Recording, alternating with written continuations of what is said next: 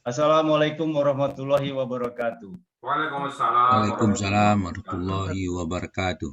Saudara-saudaraku yang dimuliakan Allah Subhanahu wa taala, alhamdulillah kita masih ketemu kembali dalam materi pembahasan tentang 5 pilar dari metode Al-Hasani.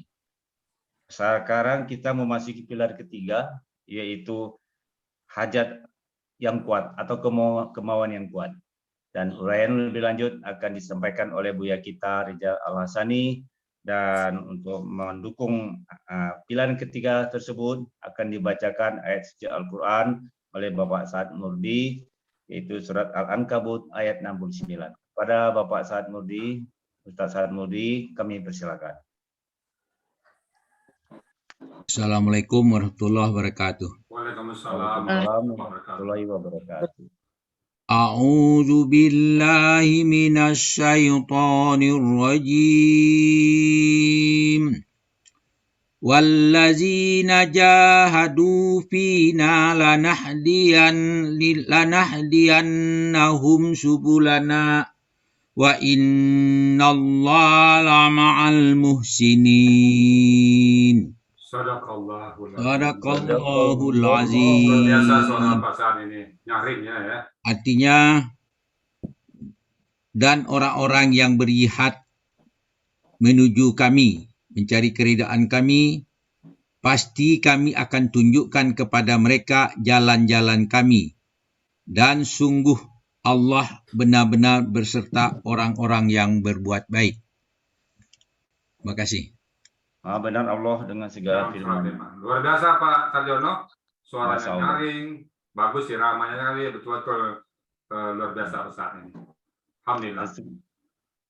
Baiklah, saudara-saudara sekalian, sebelum kita buka ruang tanya jawab, akan ada penjelasan dari Buya kita, dari Ustadz kita yang tercinta, Ustadz Rijal Al-Hasani. Kepada Buya, kami persilakan.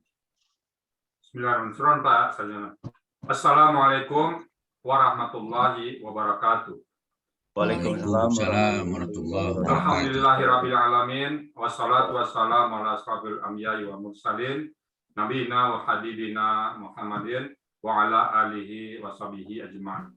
Wa man tabi'ahum bi ihsani ila yaumiddin. Amma ba'du. Allah Ta'ala fil Qur'anil Karim, a'udzubillahi minasyaitonir rajim. Bismillahirrahmanirrahim. Ya ayyuhalladzina amanu atiullaha wa atiur rasul. Qala Nabi sallallahu alaihi wasallam, taraktu fikum amrain lan tadillu ma tamassaktum fihima. Kitabullahi wa sunnatul nabi.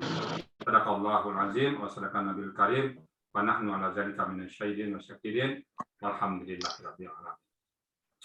Pada kesempatan yang berbahagia ini kita sampai kepada pilar ketiga. Kembali lagi, roh dari pilar itu adalah untuk membentengi atau membekali jiwa kita dalam rangka menghadapi menghadap Quran.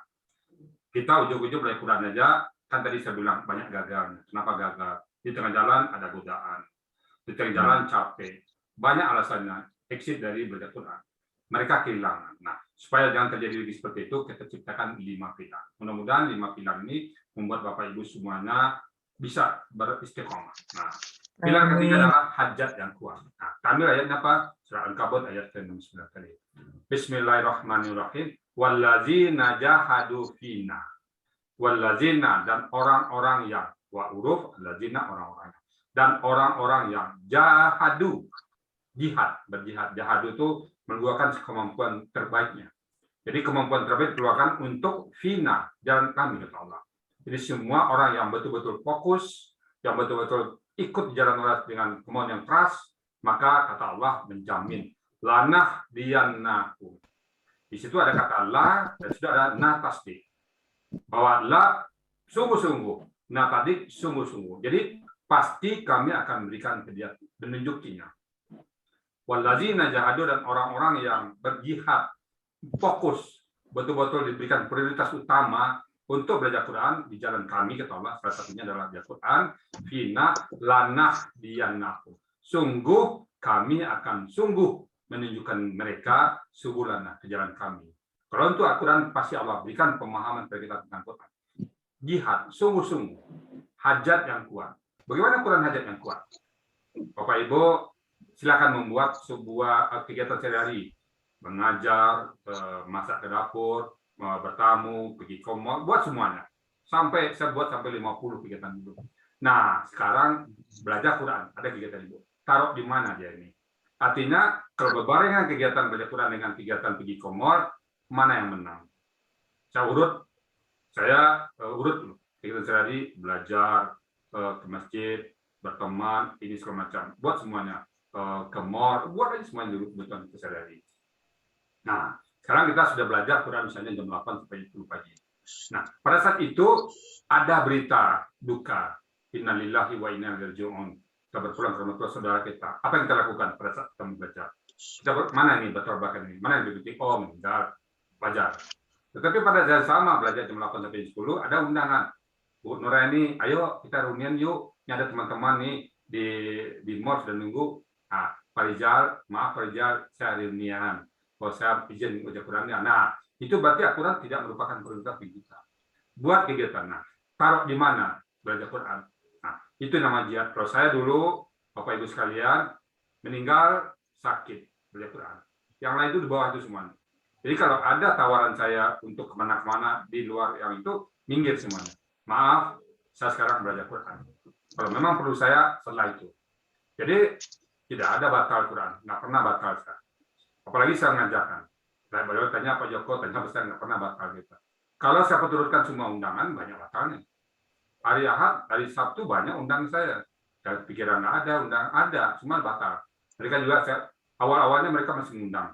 Maaf sudah. Nah sekarang mereka sudah tahu mereka nggak mengundang lagi. Kalau mengundang saya, mereka pasti menyesuaikan jadwal saya. Pak Rizal, kapan ada waktu? Kami menyesuaikan. Kenapa? Karena kita sudah komit dengan jam kita. Tapi kalau kita belum komit, nah kita akan terombang-ambing terus. Jadi misalnya Bapak Ibu nanti masuk kelas M1, M2, P1, P2, jam 8 sampai jam 10, malam jam 8, 10. Nah, itu yang bisa menghalangi jam itu apa saja? Ibu buat prioritas.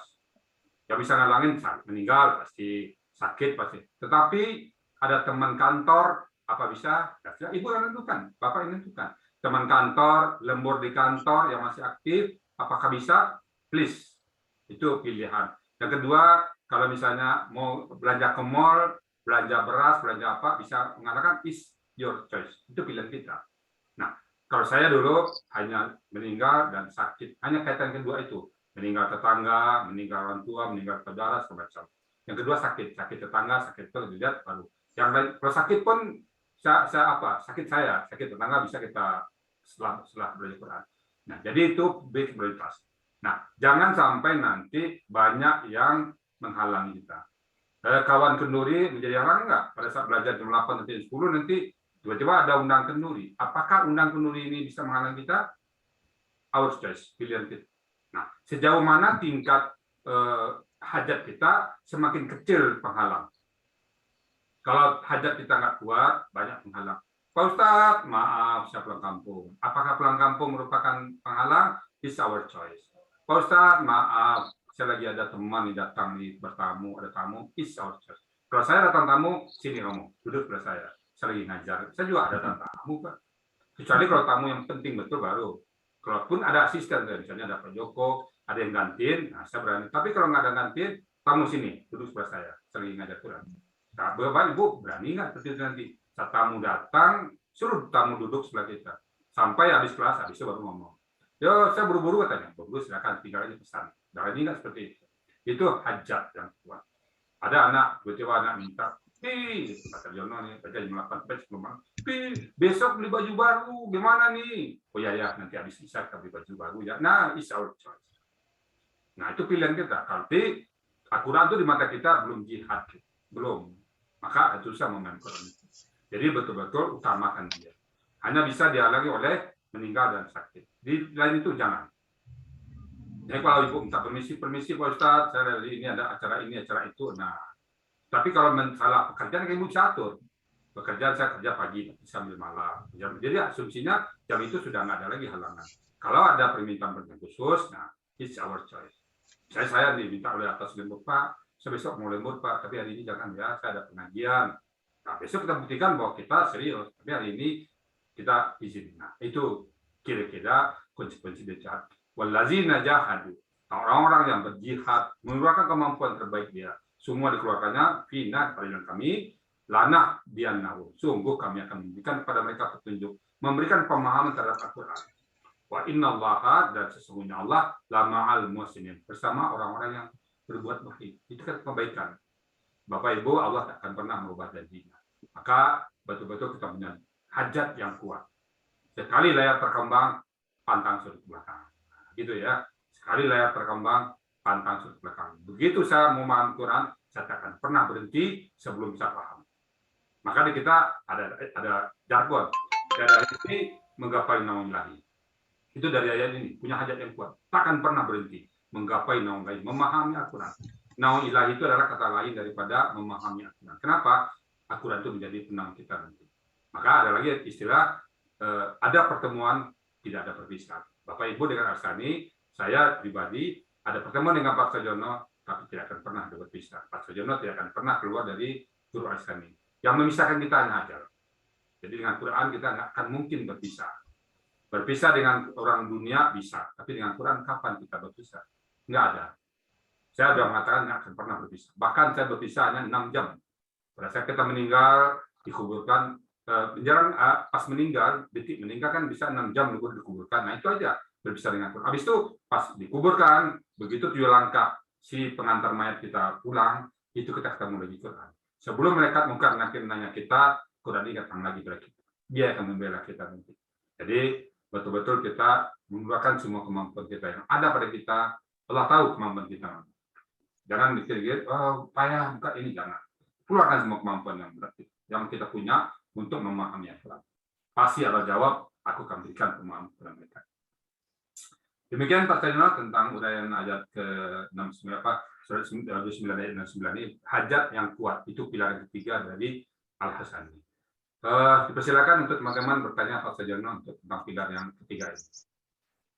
Terima kasih Pak Ustadz yang telah menyampaikan uraiannya tentang apa itu hajat yang kuat untuk kita dalam memahami Al-Quran itu, yang merupakan salah satu pilar dari metode Al-Hasani, yaitu pilar yang ketiga. Sebelum saya buka ruang tanya jawab, kami informasikan pada saudara-saudaraku sekalian dimanapun berada, bahwa untuk pembelajaran metode Al-Hasani ini tidak ada dipungut bayaran, bahkan satu hari ada 3 kelas, bisa bapak-bapak ibu masuk kelas pagi, siang, malam. Itu ada kelas baru nanti akan dibuka pada 12 Mei ya, Ustaz ya, 12 Mei. Jadi nanti silakan dilihat nanti di Zoom, ada linknya, ada di nomor WA-nya, nanti kami sampaikan kepada saudara-saudaraku sekalian yang ingin mempelajari bagaimana kita bisa mengartikan, menerjemahkan bahasa Al-Quran melalui metode Al-Hasani. Baik, kita buka ruang tanya jawab bagi saudara-saudaraku, bapak-bapak, ibu. Ini kayak ke tangan ya. Silakan. Pak Joko, mungkin. Assalamualaikum warahmatullahi wabarakatuh. Ustaz. Waalaikumsalam warahmatullahi Untuk wabarakatuh. yang Silakan, pilar yang ketiga ini saya garis bawahi itu mengenai jihad. Kalau menurut saya itu untuk yang wanita atau perempuan itu jihadnya tuh apa ya, agak terbatas itu Ustadz. Bagaimana supaya kita perempuan juga bisa berjihad kalau para bapak-bapak atau laki-laki kan bisa dengan berperang. Nah kita tuh ikut juga dong, pengen ikut berjihad juga. Bagaimana caranya Ustadz? Oke, di sini maksudnya adalah konteks dalam memahami Al-Quran. Artinya konteks memahami kita keluarkan kemampuan terbaik kita. Misalnya contohnya nih, kita belajar Quran, ada halangan dari suami, misalnya itu bukan di medan tempur ya. Kamu nggak boleh belajar, kamu harus patuh sama saya. Bagaimana cara menerangkan pada suami supaya kita bisa ikut belajar Quran? Nah, ada beberapa peserta kami, Pak Ustadz, maaf saya nggak boleh sama suami. Nah, bagaimana mengatasi ketidakbolehan dari suami? Setahu dia bahwa sebenarnya saya wajib hukumnya memahami Quran, saya dan Bapak.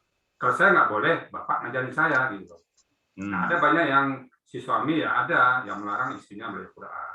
Nah, kalau melarang itu benar, Pak, tapi tolong suami yang melarang ajarkan dia anak suami istrinya untuk memahami Quran. Jadi jihad di sini adalah jihad mengeluarkan kemampuan terbaik untuk memahami Quran. bukan bertempur. Kita karena jihad itu banyak mana. Bisa jadi memang betul-betul yang paling jihad tertinggi itu di mana tempur, juga bisa berjihad Bapak, misalnya guru sekarang berikan yang terbaik kepada murid-muridnya, itu juga berjihad. Atau seorang yang pengusaha besar, dia berjihad di jalan Allah dengan cara mengeluarkan apa yang katakanlah menjual pada saat krisis dia jual barangnya dengan harga murah seperti Utsman bin Affan misalnya, itu jihad juga. Artinya di sini kita kembalikan konteks Al-Quran yang Mbak Nur ini ya. Bagaimana Bapak Ibu dalam memahami Quran, dalam proses belajar Quran betul-betul keluar kemampuan yang terbaiknya. Keluar semua kemampuan yang terbaik berdasarkan jadwal yang ada, maka Bapak Ibu bisa menyingkirkan urusan-urusan yang lain. Saat kita belajar Quran ini, Ibu besok terdapat dari M1 atau P1 jam 8 sampai jam 10 pagi. Hari Senin, Rabu, dan Sabtu. Saat yang sama, Ibu ditawarkan oleh teman. Bukan Ibu ngisi itu kan sudah tahu nih, ini jadwal kosong Ibu. Nah, saat yang sama, Bu Nora ini, ayo dong, ini Bu ini teman lama Ibu nunggu di mall. Ayo dong ke mall. Nah, saat itu apa Ibu jawab? Yuk, pergi ke sana yuk. Nah, atau gini, maaf Pak, saya lagi belajar Quran. Nanti ya, habis belajar Quran. Apa yang Ibu jawab? Saat yang sama Ibu ditawarin. Teman lama yang kangen dari luar daerah. Bagaimana Ibu menanggapinya kasus itu? Ya saya berusaha kalau seperti yang dikatakan Ustadz itu, maaf saya ngaji dulu seperti itu ya Ustadz ya. Yakinkah mereka supaya yang tersinggung? Saya lagi belajar Quran. Ayo kalau sini dah, lihat saya sambil berdakwah. Tapi jangan, oh ya oke, saya ke sana. Lalu SMS saya, Pak Ustadz maaf, saya lagi ada teman, ada kan begitu. Itu jihad. Jadi kita di situ maksudnya jihad tadi. Atau Ibu Nurani ini, suami di depan. Kamu nggak boleh belajar, suruh ini, suruh itu, dikasih suami. Gimana jawabnya Ibu ke suami? Saya ini ayah, mama izin untuk ikut kajian. Ini kan juga berguna untuk mama, nanti berguna juga untuk ayah, untuk keluarga. Ya. Seperti itu boleh? Nah, berikan pengertian ya. Nah, kalau nggak boleh, kamu harus patuh ke saya, nggak boleh ibadah lain, patuh saya. Gimana? Iya, saya jawabnya mungkin seperti ini, Ustadz. Kan saya kan masih diberi umur panjang oleh Allah, jadi saya masih alhamdulillah diberi kesempatan untuk menimba ilmu, menuntut ilmu agama, seperti itu. Loh, ilmu agamanya cukup patuh, Mas suami. Kamu bisa masuk ke surga di mana saja, ada ya seperti itu? Ada. Kan jalurnya banyak. Jadi gini, mungkin jalan tengah. Nggak apa-apa, boleh. Saya nggak apa-apa. Tapi saya pengen Mbak Quran ini. Bisa nggak Papa ngajarin saya? Saya berhenti di penerimaan lagi. Tapi ajarin dong saya. Kalau dia nggak bisa tuh, nggak ada. Mungkin juga ya. Oke Pak, nggak apa-apa. Saya patuh sama Papa. Tapi saya pengen paham Quran Pak. Saya pengen juga paham Quran ini. Ajarin dong bagaimana makna ini. Ya Pak, Pak Jono tanya sama dia, yang mana KKR tuh? Tolong terangin saya KKR. Terangin saya KKR. Pasti ada itu. Udah belajar kamu. Apalagi Rusia ya. Apalagi Rusia. Jadi itu mungkin jalan terbaik. Ya. Ini tips untuk bapak-bapak. Kalau pribadi mungkin gampang, tapi yang dengan suami itu mungkin agak berat. Kalau suami melarang, beberapa orang yang suami melarang. Nah sebenarnya bisa didialogkan. Bagaimana bapak aja ngajar saya yuk. Nah kalau dia ngajar, mampu dia ngajar ya memang lebih baik ke dia belajar. Tapi kalau dia nggak sanggup kan nggak semua kan dalam survei saya Pak Sajono. Yang paham Quran itu nggak banyak, nggak ada banyak. Ya. Tapi insya Allah Ustadz suami saya mengizinkan terus. Nggak ada masalah itu. Ajak juga dong suaminya. Itu yang terbesar. Yang lain nggak ada lagi. Ya, jadi kalau tetangga yang ngajak ke mall, tetangga yang ngajak kondangan ya bisa jawab. Jam 8 sampai 10 nih. Undangan terbatas jamnya di tempat di hotel kah di mana? Gimana tugas Ibu? Bagaimana teman dekat ini undangan? Bagaimana Bu Nur ini menyikapinya? Jam belajar. Ya. Iya, maaf ya, mungkin saya nanti ke rumah. Itu. Jangan sampai izin belajarnya. Karena lagi ngaji nih kajian. Nah, bilang nih, lu katanya dari dulu nggak begitu, sekarang udah berubah katanya. Akan muncul fitnah-fitnah baru nanti. Itulah tugas kita ya. Oke. Oh ya, jadi jihad di sini adalah sungguh-sungguh dalam memahami Al-Quran. Sehingga kendala yang ada yang di kita nggak banyak lagi. Ya kendala-kendala yang kecil lah. itu tuh nggak kendala lagi. Kendala bagi kita untuk memahami Quran aja sakit, meninggal. Berita kaitan dengan meninggal ya silakan. Pak Ustadz izin mertua meninggal, is oke, nggak masalah. Itu aja. Pak Ustadz saya izin saya sakit, oke, nggak masalah. Tapi kalau yang izin Pak Ustadz, kawan, nah, itu saya paling baca itu ketawa aja, jalan apa. Berarti hajatnya belum ada di level yang dibutuhkan. Kalau banyak yang mengalami, nah berarti levelnya masih, ya artinya tingkat hajat itu belum dibutuhkan. Ya kita betul-betul menghajatkan yang kuat sehingga Allah janji lanah diannahum subulan. Ya, bukan wallazina fa'alu fina, enggak gitu, tapi jahadu. Jahadu itu betul-betul mengeluarkan semua kemampuan yang terbaik yang dia punya untuk memahami Quran. Apa kemampuan terbaik kita? Baik tenaga, pikiran, betul-betul fokus kita di sini. Jangan pada saat belajar Quran ingatkan kemana-mana. Pada saat ibu ngajar, bapak-bapak yang ngajar kan fokus itu. Ngajar anak murid. Coba pada saat ngajar anak murid, pikiran kemana-mana. Tapi muridnya juga merasa, bapak ini mikir apa sih katanya. Nah gitu ya. Oke Pak Sarjono, mungkin bisa yang lain. Syukran Ustaz. Ya, terima kasih jelas ya Ibu ya. Semangat Ibu. Syukran Ustaz. Kata anak muda sekarang Bu, cemumut. Pak Ibu Kodar kayaknya mau. Silakan. Bu Yang Kodar. lain. Ya, Kodar. terima kasih Pak Sarjono. Pak Ustadz, saya mau nanya ini terkait tadi pilihan kalau kita punya hajat yang kuat, tapi kan saya juga masih ada kerja, tapi 2-3 hari seminggu. Nah, kadang bentrok nih belajar Al-Hasani dengan kerjaan di kantor. Sementara kerjaan kantor itu kan juga kewajiban yang harus saya lakukan karena sudah komitmen. Nah, saya tidak ikut pengajian jadinya, tapi kemudian saya bertanya sama teman-teman yang sudah ikut hari itu, apa saja materinya, PR-nya apa. Nah, itu yang pertama. Yang kedua, kita punya hajat yang kuat, tapi misalnya qadarullah belum pintar, kemudian Allah sudah memanggil kita. Saya pernah dengar katanya nanti di akhirat sana kita berlanjut belajar Al-Quran, tapi dengan malaikat gitu Pak Ustadz. Betul nggak sih? Terima kasih. Baik Ibu. Yang pertama jauh lebih bentrok. Nah, maka kita untuk yang bekerja memang mungkin itu kan kewajiban. Kita siapkan 4 jadwal. P1, P2, M1, M2. Ibu misalnya ambil Senin, Rabu dan Sabtu. Senin berapa? Ada masalah? Selasa. Sabtu bisa. Selasa. Atau malamnya, Ibu Senin pagi ada jadwal ada masalah, masuk ke malamnya. Maka kita siapkan skenario seluas-luasnya. M1 bisa masuk M2, M1 bisa masuk P1, M1 bisa masuk P2. Jadi 4. Dan ini cara mengatasi kami dengan ibu-ibu yang seperti ini kasusnya. Jadi ini cara kami mengatasinya. Silakan masuk kemana saja. Jadi alasannya udah nggak ada lagi. Karena apa? Kecuali kalau ibu kan bisa ngambil nih. Kenapa? Dulu kan seminggu, Bu. Nah, sekarang kita 3 hari biar agak longgar dikit. Sehingga bagi orang yang kalau tiap hari betul ada halangan, itu bukan halangan lagi. Berarti kita salah memilih jadwal belajar kalau tiap hari. Nah, kalau sekali-sekali kayak lembur, kayak apa yang memang tidak bisa ditinggalkan, please kami memahami itu untuk mencari rezeki. Nah, makanya ada skenario M1, M2, P1, P2. Silakan masuk. Yang kedua, fasilitas YouTube. Silakan. Tambah tonton YouTube Bu ya. Nonton YouTube. Yang ketiga, bisa ditanya sama teman. Nah, jadi pertanyaan itu nggak masalah lagi. Jadi tempatkan dia, mungkin ibu kerjaan kantor, oke. Habis itu baru dia Quran. Jadi jangan tambah lagi, jangan lebih dari 2. Ada 2, 3, 1 kerja kantor, nanti ada lagi yang menghalangin misalnya teman dekat. Nah, jangan teman dekat, jangan menghalangin lagi nanti. Teman kita dekat sekarang adalah Al-Quran, bukan lagi orang lain. Ya. Oke, Bu Kada. Iya, terima kasih Pak.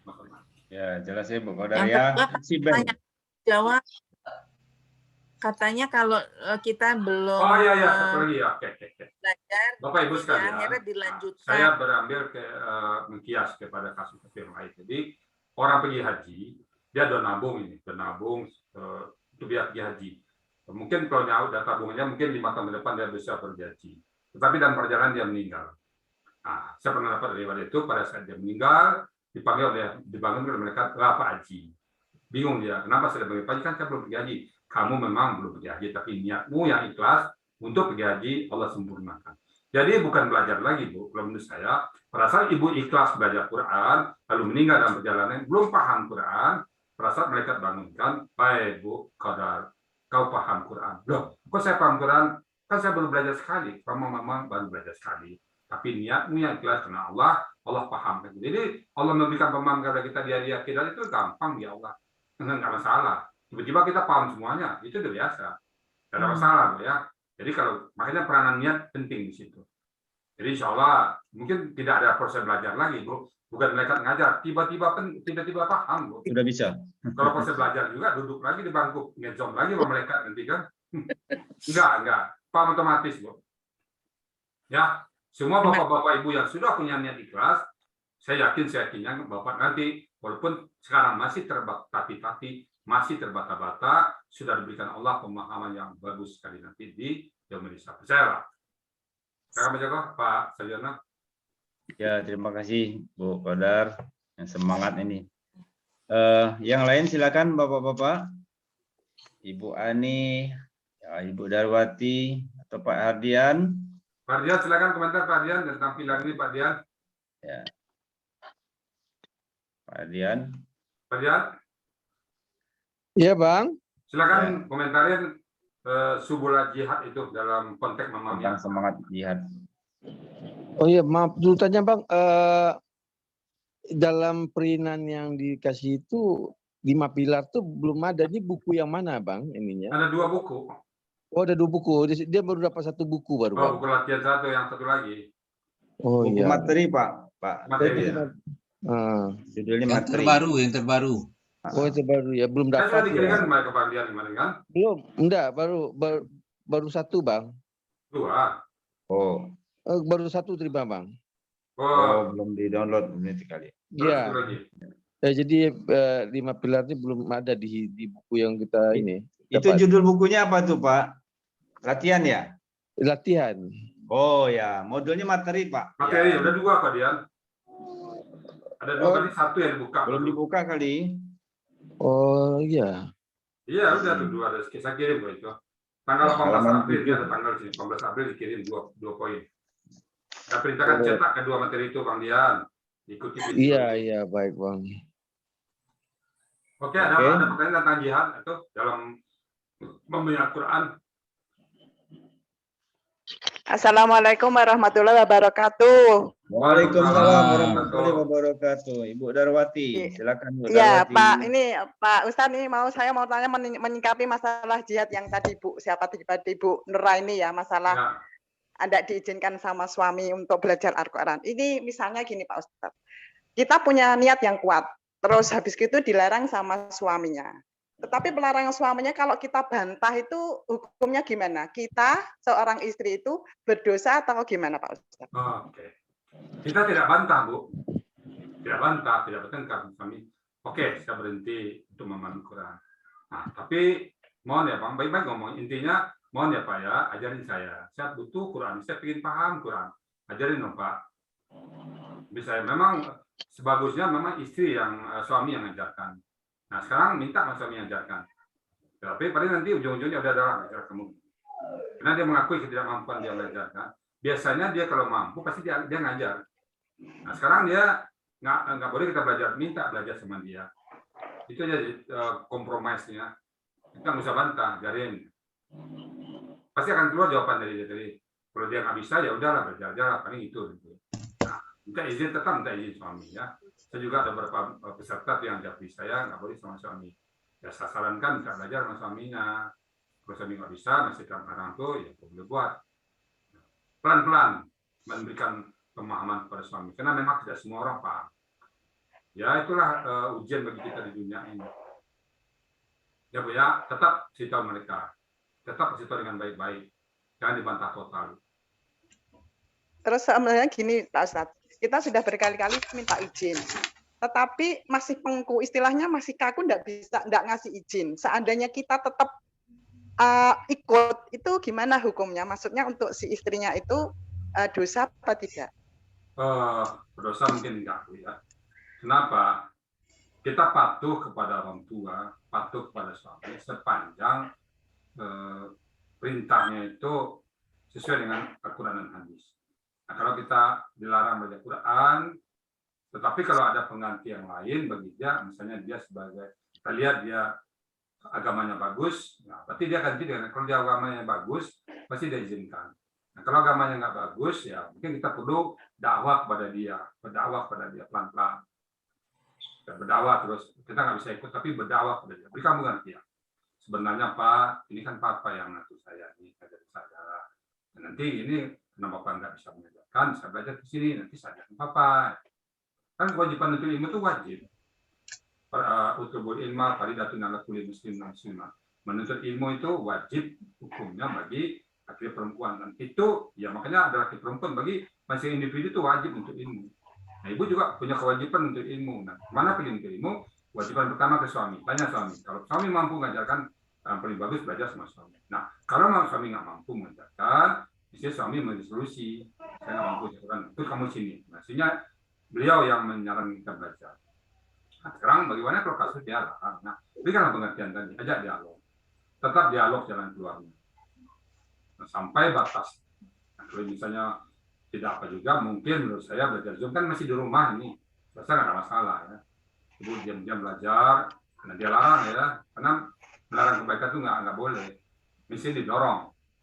Ini Ibu ya, menurut saya, tapi hati-hati caranya ya. Supaya jangan terjadi pertengkaran. Pelan-pelan berikan pengertian yang baik bahwa belajar Quran itu hukumnya wajib. Bagaimana kalau kita tidak paham Quran? Ya, misalnya orang kantor, berikan pengertian. Bapak di kantor, kalau Bapak nggak paham tentang ketentuan kantor, Bapak kan bisa dipecat di kantor. Sekarang kita kan hidup di muka bumi ini, ya Allah, ada SOP-nya, ada ketentuannya. Kalau kita nggak paham ketentuan, bagaimana cara hidup di muka bumi ini, kan hidup kita bisa sengsara nanti jangka panjang. Berikan pengertian buat Allah ya. Ya, oke. Terima kasih Ustadz masukannya yang sangat manfaat ini. Terima kasih banyak. Silakan lagi. Terima kasih Bu Darwati. Silakan Bapak, Ibu yang lain ingin bertanya atau mengomentari. Pak Joko mungkin. Cukup Pak Sarjono, cukup. Cukup. Ya, waktunya mungkin juga ya. Kita akan Pak Saad itu Pak, Pak. Pak Saad, ya silakan Pak Saad. Terima kasih. Assalamualaikum. Pak Saad selalu berjihad ini Pak. Pertama, Silakan. tadi ada pertanyaan tentang jihad. Kembali aja ke akar katanya, jihad itu jahada itu bersungguh-sungguh.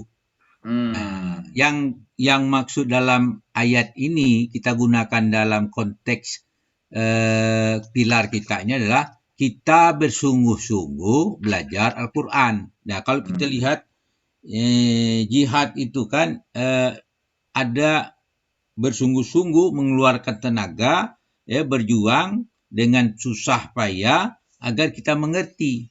Nah, termasuk mengatur waktu kita.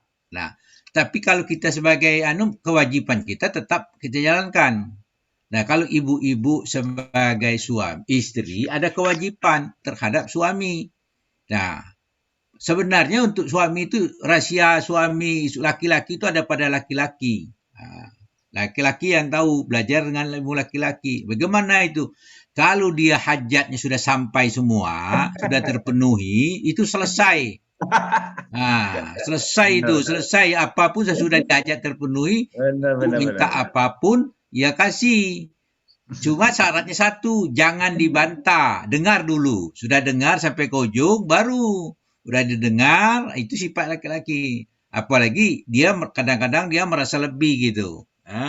Karena laki-laki itu ada pemimpin. Maka dengar kata dia, penuhi kewajibannya. Sudah kewajibannya terpenuhi, apa yang dia minta terpenuhi, baru kita minta yang kita mau.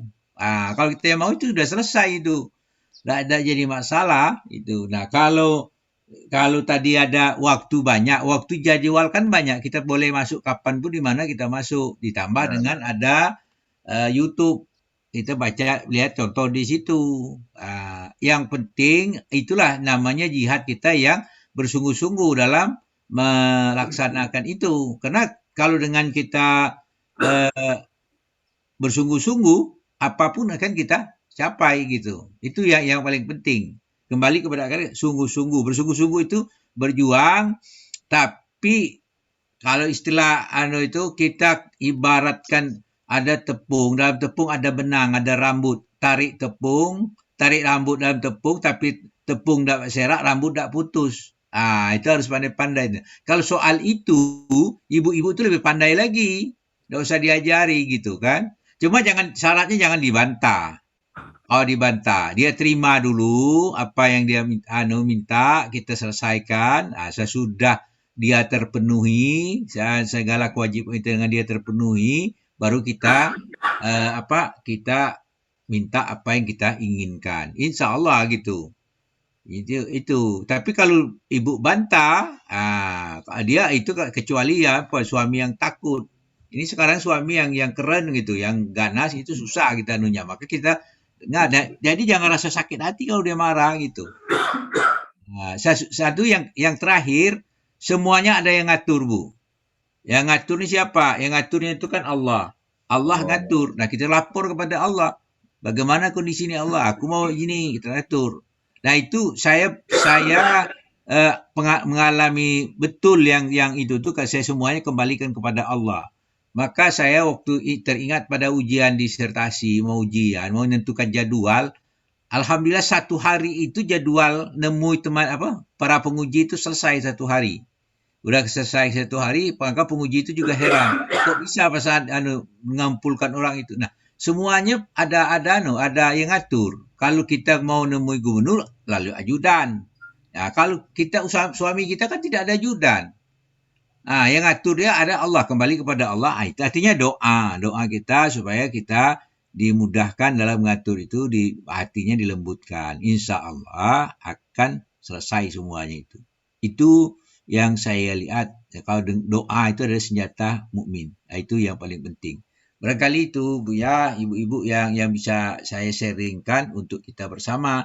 Maka bersungguh-sungguhlah dalam dalam berjuang untuk belajar ini. Terima kasih. Mungkin setengah dikit Pak Sudiono, jangan kalah dengan cacing kita bersungguh-sungguh. Cacing itu kalau mau dapat tanah Pak, mendalam ke tanah itu kalau ketemu batu dia nggak berhenti Pak. Kalau misalnya ketemu batu, cacing itu pasti muter ke kiri. Ada ke batu lagi, ke kanan lagi dia. Ke kanan, ke bawah. Coba dia cacing. Nah, jangan sampai kalah dengan cacing kita. Kalau mentok di satu tempat, pindah cara lain. Mentok cara ini, pindah cara lain. Kalau cacing putus asa, banyak mayat cacing di tanah Pak. Karena banyak ketemu batu dia kan.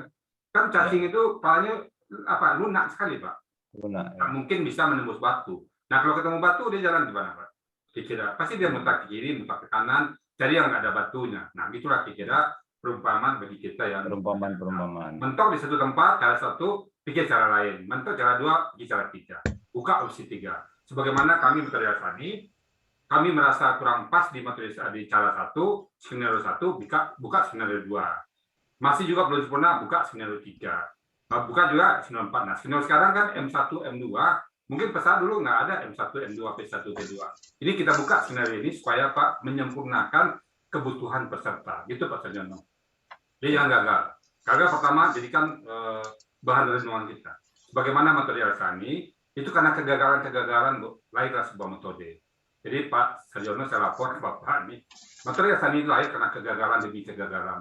Karena tertatih-tatih, karena tersandung demi tersandung, tertungkup demi tertungkup, maka lahir sebuah metode. Bukan tersandung kita menjadi mati, tidak. Justru karena tersandung, terbatas, terhalangi, justru itulah letak sebuah keberhasilan. Ya, itu Bu, Bapak yang lain ya, dalam menghadapi sikap itu. Kegagalan bukan proses. Ya. Terima kasih Pak Ustadz. Ini kalau di dalam metode Al-Hasani ini ada istilah yang jadi pegangan kita, yaitu trial and learn. Gitu Pak Ustadz ya. Bukan try and error, tapi try and learn. Uji coba, uji terus dan belajar lagi. Bukan try and error. Kalau orang kan tempat lain kan try and error, nggak berlaku gitu di sini. Nggak ada itu, kita nggak ada. Ya, tapi trial and learn. Nah itulah jadinya bisa muncul suatu rumusan metode Al-Hasani ini yang dikembangkan oleh Pak Rijal Al-Hasani. Terima kasih Pak Al-Hasani. Demikian saya rasa sudah cukup waktunya. Atau mungkin ada yang bertanya lagi? Cukup dulu Pak, sesi 3 ini cukup dulu.